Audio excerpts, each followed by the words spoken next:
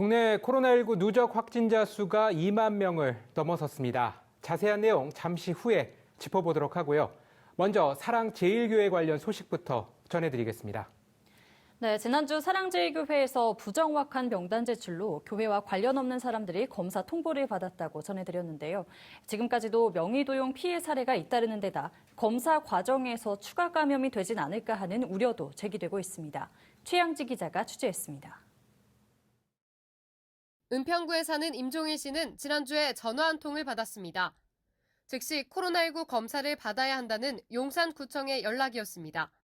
저는 주소지가 여기 용산구가 아니라 은평구예요. 이름이랑 핸드폰 번호는 동일하고요. 그러니까 이런 면이 좀 제 입장에서는 어떻게 명의도용을 어떻게 했는지 좀 아이러니한 부분이라. 용산구는 사랑제일교회 교인 명단에 있어 검사를 받아야 한다고 밝혔지만 임 씨는 교회와 전혀 상관이 없다고 주장하고 있습니다. 제 입장에서는 간 적도 없는데 왜 제가 가야 되냐. 현행법상 검사를 안 받으면 최대 300만 원의 과태료를 내야 한다는 말에 임 씨는 출근도 못하고 울며 겨자 먹기로 검사를 받으러 갔습니다.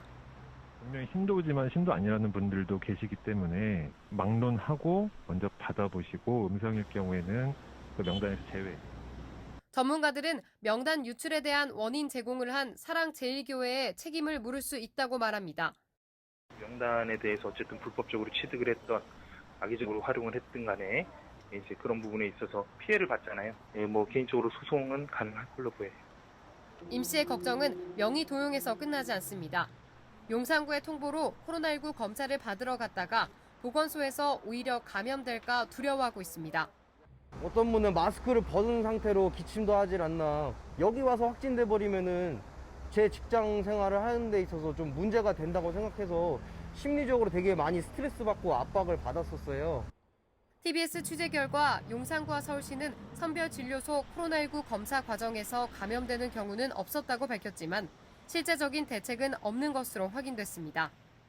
사랑제일교회가 제출한 신도 명단 검증과 코로나19 검사 과정에서의 추가 감염 예방을 위한 대책 마련이 시급해 보입니다. TBS 최양지입니다.